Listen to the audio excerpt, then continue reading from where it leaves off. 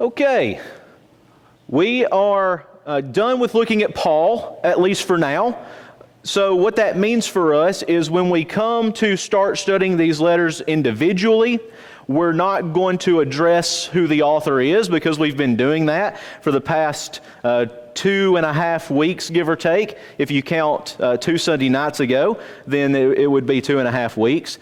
And so I think most of us in here, again, I don't want to assume, because when you assume, there's always that one person who doesn't fit the assumption. So I don't want to assume that everyone in here has a background in Pauline theology, or Pauline theology, I should pronounce it. But most of us, I would think, pretty well know who Paul is and what Paul was about. So as we move into, we're kind of starting with the big top of the funnel, and we're going to funnel down into very specifics. So the first big part of the funnel is Paul and his theology and his journey as he moves throughout his life, what he's come to know and what he's come to believe, because what he knows and believes is what he's going to teach others. Okay, that's very important for us to know. When we come to certain passages in Philippians and Ephesians especially, it's going to sound like Paul is saying something that he's really not saying. And we're going to ask the question, what is Paul saying? And how do we know that's what Paul is saying? And so with all of that together, we will be able to study and hopefully get something out of this. So we start with Paul. That's the big, broad spectrum. Now, if you kind of envision that funnel coming down one little step, we're going to look at the prison epistles as a whole. The things that we have from Paul, as far as his writings, are letters. Okay, I think we need to understand that.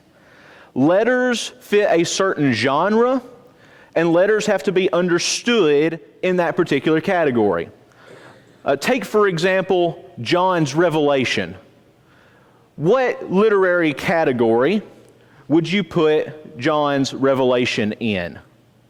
What type of literature is John's Revelation, do you think?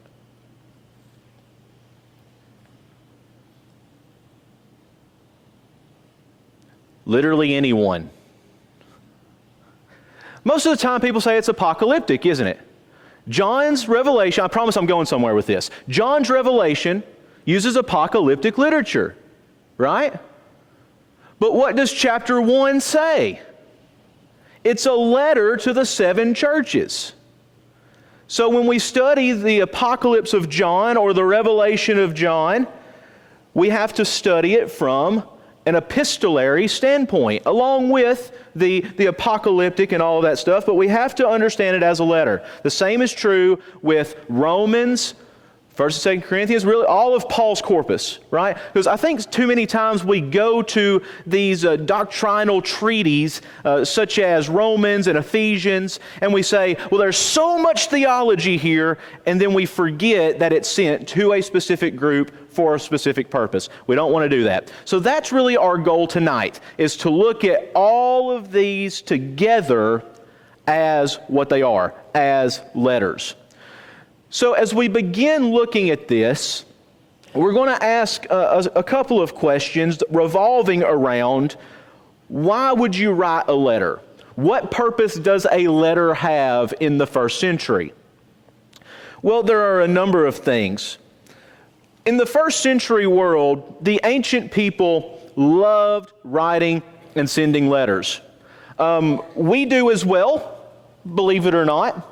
But think about it. For most of us in here, and I assume not all, but for most of us, when was the last time you actually sat down and wrote a legitimate letter? Now, I'm not talking about a card, because I know Christmas was just a few weeks ago. I'm not talking about a card. I'm not talking about, a get well or get sick or happy birthmas or whatever. I mean an actual letter, like pages. When was the last time you did that? For many of us, probably not recently. But when was the last time you sent an email? When was the last time you sent a text message? When was the last time you received a text message? Some of you are looking at your phones right now and you're like, eh. We are a text-based society. One thing that's always blown my mind is that if you do something nice for me and I go up to you and I literally look in your eyes and I say with the deepest sincerity, thank you so much, that means nothing to us in our culture. But if I write you a card saying thank you, I don't even have to write anything in it. It could just be a card that says thank you, and then I sign my name. That means more to our culture than an actual heartfelt verbal thank you. We live in a text-based society. Now, it's not very much different in the first century. They lived in a text-based society because in the first century, well, really going back to the time of, let's call it Socrates and Plato and all of those guys. So this is before the first century, kind of the last century, or the last 2 centuries BC. That's when your oral traditions started really turning into a text-based thing. That's when people started writing down the stories they had always heard about. Okay. Now, other cultures had been doing this long before. I'm just saying as an overall world, that's when that kind of started happening. And so when you wrote a letter, why would you write a letter? Well, in the first century, a letter carried authority in the same way it does now. And when we get to Philemon, we're going to see especially how a letter carries authority. Because Onesimus, the slave, his circumstances are such that he really should have a really bad punishment. But he doesn't. Why? Because he's carrying something that has authority. Okay?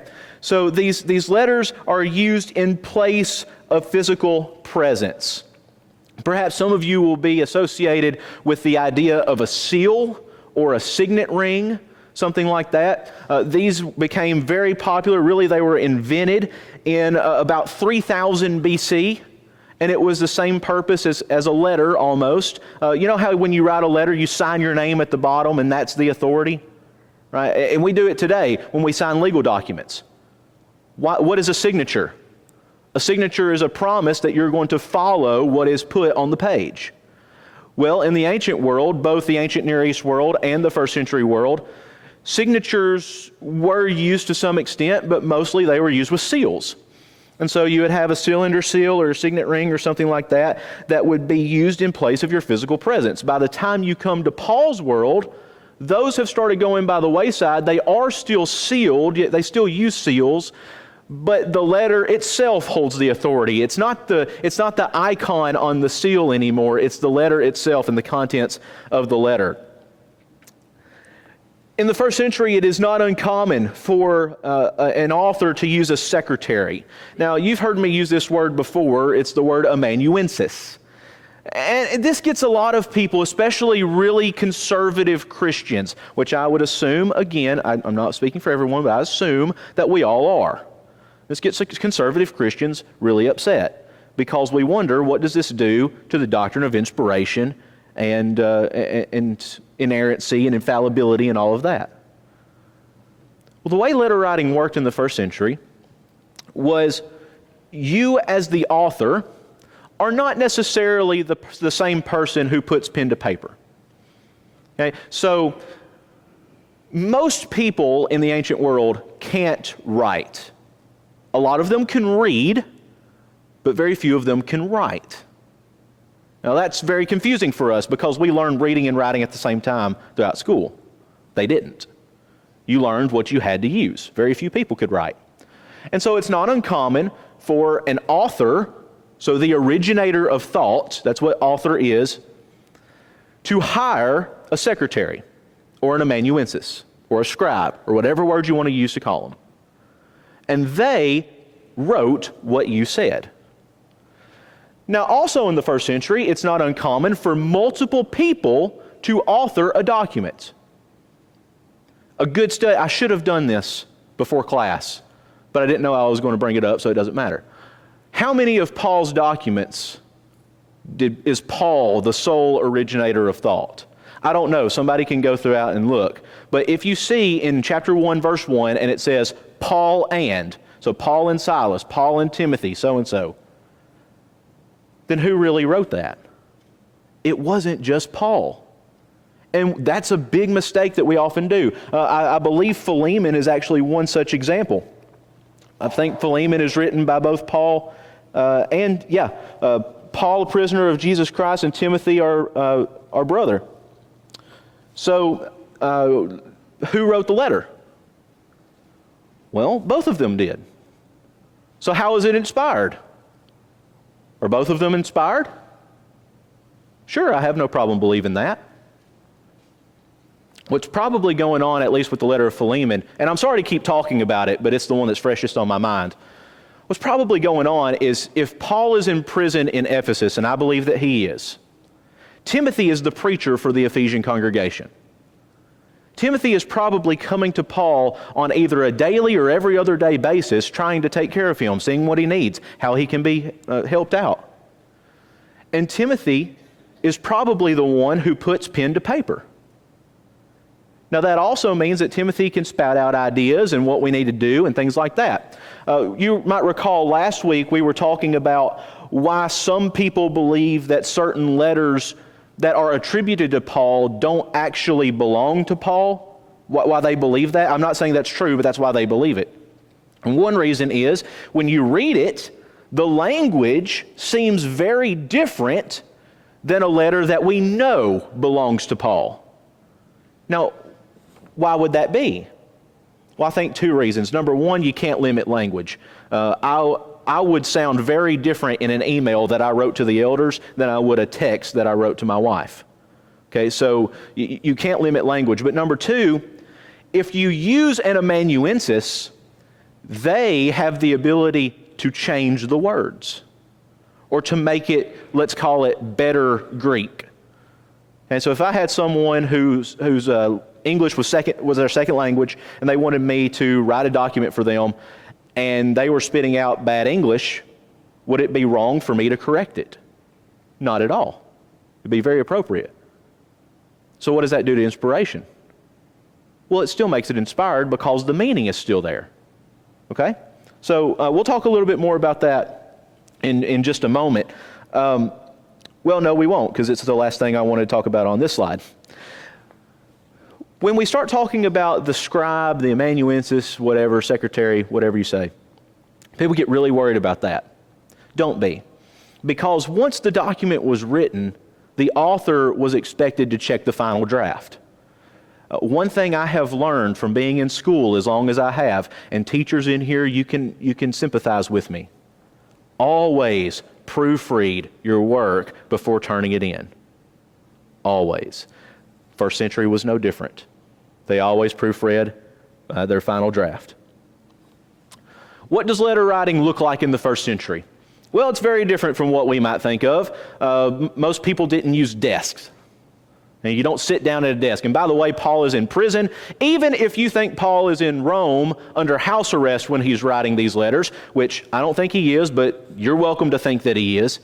Even if he is in prison on house arrest when he writes these letters, he still wouldn't have utilized a desk. Okay, usually what they have is they have paper and a quill and ink, and by paper, I don't mean the paper like we have. This is either papyrus or parchment. Okay, so papyrus is a papyrus reed that's cut into little strips, and it's pressed and glued in rows, kind of woven in rows, and that's what you would write on. Parchment is animal skin, sheep, lamb, calf skin, whatever. And it's scraped very thin, and that's what you would write on. So that's what you had. They would sit down and usually write on their knees, use their lap as a desk, I suppose. Most letters in the first century were very brief.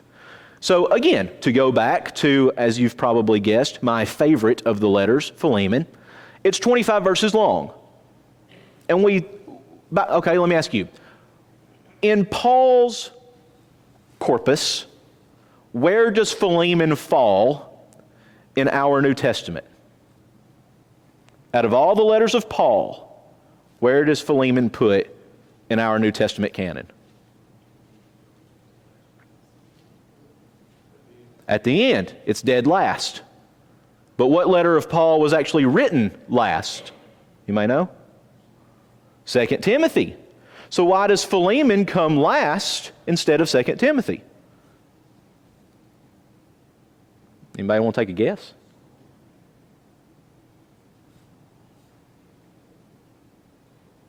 It's just the shortest. Paul's letters are organized from longest to shortest. That's all. And we give Philemon such a hard time out of all of Paul's letters. We say, well, there's nothing really there for us to look at. Well, that's a total lie. But that's about the standard length of a typical letter in the first century. Those of you with smartphones, go ahead and do this. Go to Google and look up Pliny the Younger's letter to Emperor Trajan. Pliny. Pliny. Pliny the Younger's letter to Trajan. And it will pop up, and you can read it, and there will probably be Trajan's response to Pliny on there as well. That's a really good example. Now, this is long after Paul, but that's a good example of letter writing in the ancient world as far as the length. Basically, and by the way, it'd be worth reading because it has to deal with Christians in the first century. Pliny is killing Christians because they will not bow to Trajan, to his image, and Pliny says, I keep telling them I'm going to kill them, but they won't bow to you. What am I supposed to do? And Trajan says, well, just keep killing them. So it'd be worth reading. It's very short. But as far as length goes, that's a good example. I'm sorry, I thought I had all these up here. The cost of writing a letter is very substantial. Now, if you want to do your own study in this, you're more than welcome to. I'm going to go ahead and tell you you're not going to find very much. The reason is because we have documents from the first century that will tell us how much it cost for one sheet of papyrus or one sheet of parchment or something like that. The only problem is those standards aren't the same in different sources, and we don't really know exactly the conversion of Roman money to current English money. That's very difficult to find out.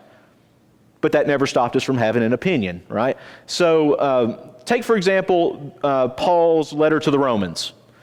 The best that I have found is that in modern day, if Paul was going to write in modern day using the same standards as he would have then, that letter would have cost approximately, after paying an amanuensis and paying to have it mailed, it would have cost about $2,200. Okay, this is why it's very likely that Phoebe, who is mentioned as a deaconess, as a female servant of the church in chapter 16, is probably the one who paid for this letter. Because Paul couldn't have paid for it. So it's very expensive. Just by way of comparison, the Gospel of Luke would have cost about as much. Okay? Very expensive in the first century to write a letter. And here we have very, very many of Paul's. So why in the world would you write a letter? Actually, not why would you write a letter, royal you, first century. Why would Paul write a letter to churches? That's our question. First of all, a letter can be personal. Well, that's very true because, in our world, with our text-dominant culture, we send text messages to people rather than calling people now. Why? Because a text can be very personal. And this is one mistake of our world, is that, have you ever texted somebody meaning one thing and they read something different and then there's a bad dispute because there's a misunderstanding of what you meant and what they received? Okay, well, same is true in the first century with letters, but the personal nature of the letter is very important. Goodness, I am so sorry to keep going back to Philemon, but it's just the best example out of all of them.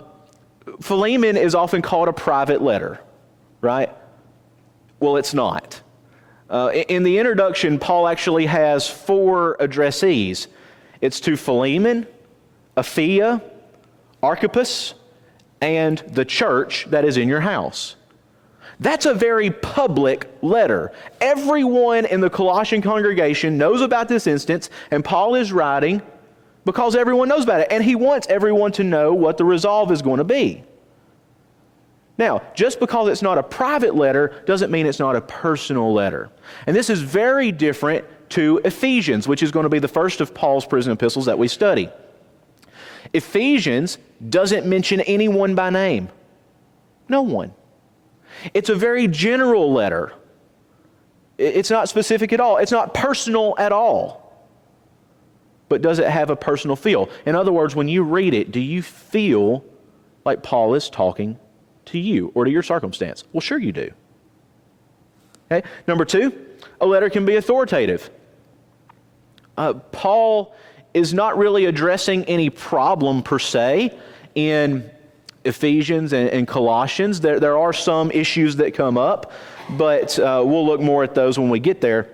In Philemon, he is certainly addressing a problem, but Paul doesn't rely on his authority. He doesn't call himself an apostle. He says, I have the ability to command you on what you should do, but I'm not going to, because I want you to do it out of the goodness of your heart. Philippians is basically a glorified, you know how missionaries write their letters asking for money? That's what Philippians is. Now, don't get me wrong. It's inspired scripture, and I'm glad we got it. But I think when we get into Philippians, you're going to see Paul lays it on pretty thick because the church at Philippi had helped him financially a lot, and now he needs some money. Okay?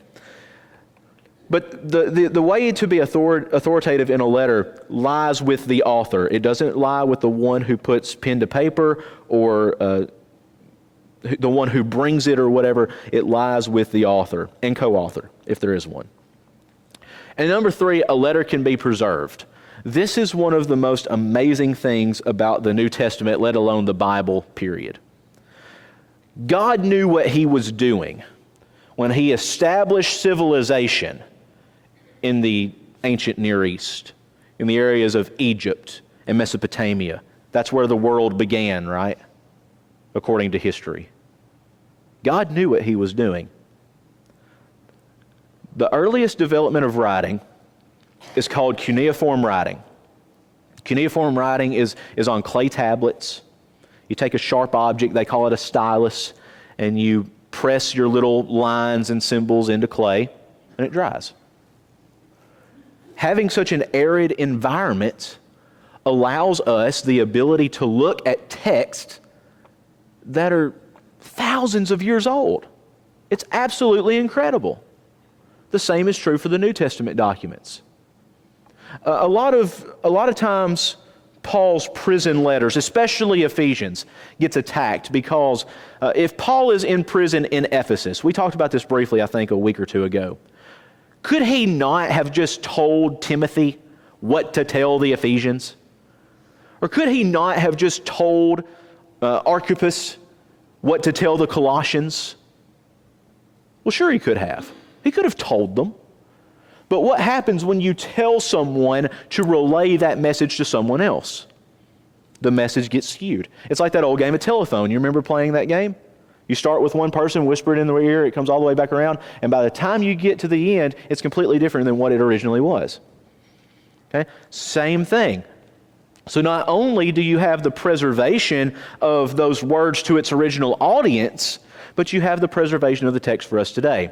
I've talked about this website before. If you have not gone to this website, you need to, whether you can read any of it or not, and I'm sure most of you in here can't. But it's called Center for the Study of New Testament Manuscripts, csntm.org. You might recall in our study of hermeneutics, we watched a video, and one of the speakers in the video was Dr. Daniel Wallace. Daniel Wallace's full-time job is to travel the world and take high-resolution photographs of first-century manuscripts, among others, ancient manuscripts, New Testament manuscripts. And you can go on this website and you can literally look at pictures, which is amazing because now if something happens and they all burn up, we still have them. But you can look at these pictures of, I'm not going to go first century because I don't think there are any first century, but second century manuscripts, third century, fourth century, some of which when we get to Ephesians we'll talk about because right there in the first verse we have a problem of textual criticism, which I know you all love so much when we talked about it. The preservation, that's just something that's absolutely incredible. When you look at the prison epistles as a collection, chronologically, here's the order, at least as best as I can reconstruct it. Now, I looked in several different places, several different resources, and they differ. Most all of them agree that Philippians is first. And the reason is because Paul doesn't seem to know what's going to happen. It's almost like he's just been thrown into prison. He's asking for money. He's making his circumstances seem at times kind of worse than they might really have been. Again, not saying that it's not inspired, just saying old Paul was a missionary, and missionaries know how to ask for money. Nothing wrong with that. They just do. So it seems like he's caught between a rock and a hard place. He doesn't know. Am I going to die? Am I going to be released? We don't know. Now, let's remember what we said last week about prison, though. The first century world did not believe prison was a punishment. Do you hear me in this? So when Paul is talking about, for me to live as Christ and to die as gain, he's very seriously wondering, is what's going to happen to me death? Am I going to be put to death? Or am I going to be released? Being in prison doesn't matter. You don't get a record for being in prison. Perhaps he's wondering if he's going to be exiled. We pretty well know he's not going to be fined because he's not rich. Only the rich were fined. So Philippians is first, then Ephesians and Colossians, and whichever order you want to put them in chronologically, you go for. Some people believe they were written on the same day. I believe they were written within the same week, with Ephesians being first and Colossians coming later. And I don't know. I don't know. Some people think that they were written within the same month. I don't know. They were written very, very closely together. They had to have been.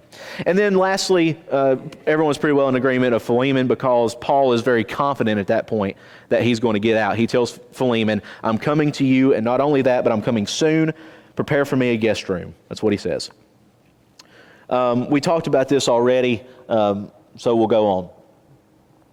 Philippians and Colossians are undoubtedly addressed to these recipients. Now, what I mean by that is, when you come to Philippians and you come to Colossians in chapter 1 and verse 1, those are probably the most important contextual verses out of any part of our New Testament. Is at the very beginning, it says who wrote it, to whom they wrote it, and usually why they're writing it. Okay? Well, these start with, Paul, an apostle, or whatever term he uses there, to Corinth, or to the saints in Corinth, or to the saints in Philippi, or whatever. So there you have it. Philemon, I'll come back to Ephesians in just a moment. Philemon is a personal letter. I should have edited this, I'm sorry. It is a personal letter, not a private letter.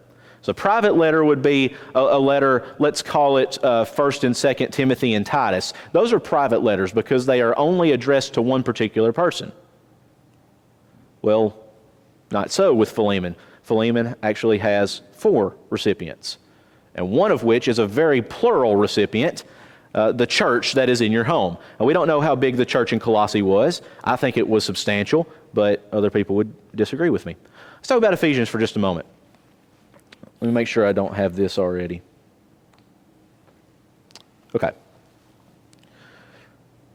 When you come to chapter 1 and verse 1, Paul says that he's writing it to the saints, the ones being, literally in Greek.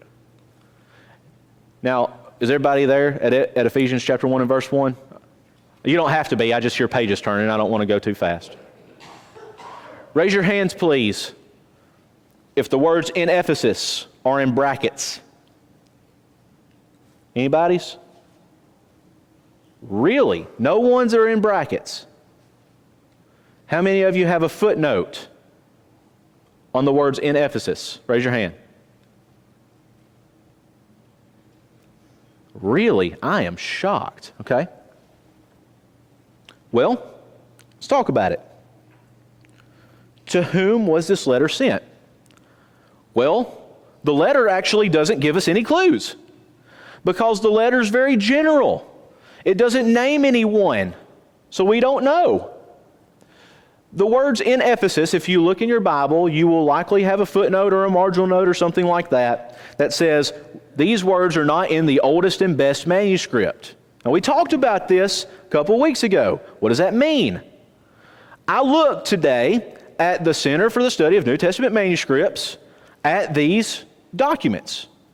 I looked at 3 of them. One was from the 2nd century, the other one was from the 4th century, the other one was from the 5th century. The 4th and 5th century manuscripts have the words in Ephesus inscribed in the margin. So what that means is that the scribe who is copying this understands that tradition places this letter as having gone to Ephesus in some form or another, and they wrote in Ephesus in the margin. The 2nd century manuscript, so we're not very far removed from when this was actually written. The 2nd century manuscript doesn't have the words in Ephesus at all. Not in the margin, not in the text, none. Well, what are we to do with that? The letter to the Ephesians has to be one of two things. One, it has to be a circular letter. That's what I believe it is. Now, what that means is that Paul wrote it as a general letter to go to many different congregations, and you see that actually in Colossians. In Colossians chapter 4 and verse 16, Paul tells the church at Colossians to read the letter that was at Laodicea and to give their letter to the church at Laodicea. And so that leads us to option number 2. This could very well be what many scholars have called the lost letter to the Laodiceans.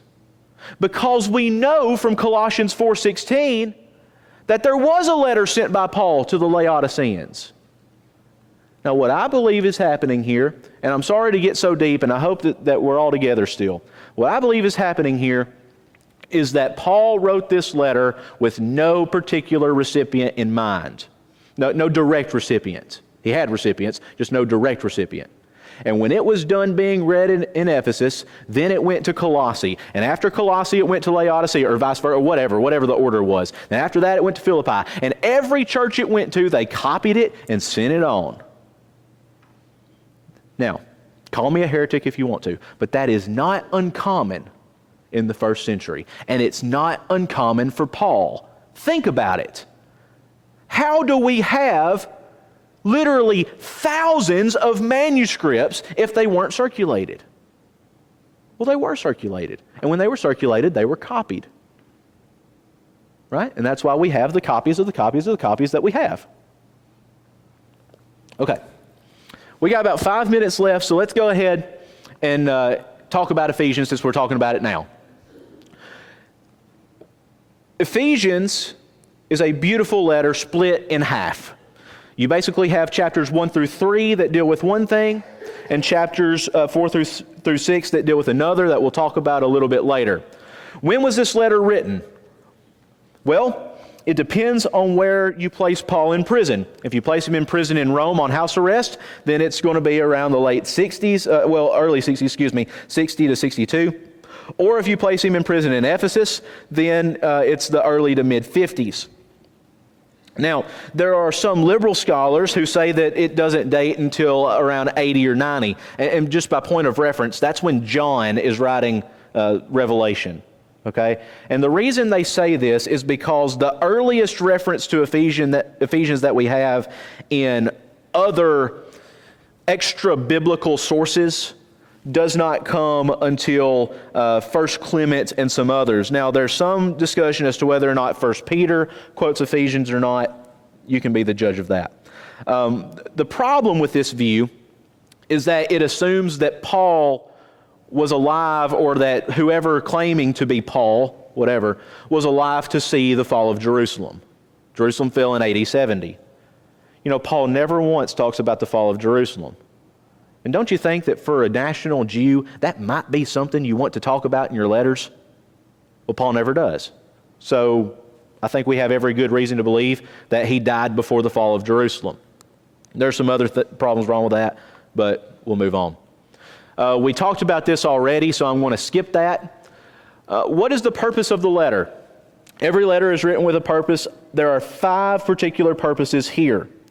First, it is a general letter. We talked about that. It's not addressed to anyone in particular, which makes it very general for us.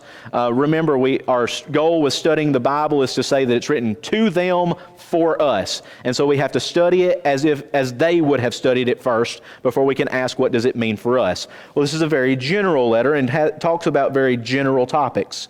Number 2, it is a comprehensive letter. The first half deals with theology. The second half deals with practicality. And so all in that, a struggling Christian should be able to read this. I think you ought to read Ephesians before you're baptized. I really do. Because it lets you know who God is, who you are in Christ and what God expects from you having been in Christ. Okay? Now, let me just say, don't misunderstand me. I don't think there's prerequisites for being baptized, but it's a good thing to read. Okay? Number 3, it's a doctrinal letter. We get a lot of doctrine from Ephesians. Ephesians chapter 2 and verse 8, for by grace we're saved through faith and not of ourselves. Okay, that's a great doctrine. The work of the Spirit as a doctrine in chapter 1, which we'll spend a lot of time talking about next week, Lord willing. It's a practical letter. The second half deals all with practicality. You recall husbands love your wives in chapter 5. Wives submit to your husbands. That's practical, okay? And lastly, number 5, a devotional letter. Anyone can open this letter and read it and gain something from it. Okay? It's written on a very basic, let's say this. If I was in the first century and I was teaching an introduction to Christianity class, Ephesians is where I'd start. All right? So there's, in a nutshell, a little introduction to Ephesians. We'll start next week looking at our theme words, our theme verse, our theme phrase, because y'all know how I am and how I like to roll. Well, y'all, we've covered a lot of stuff tonight, and I appreciate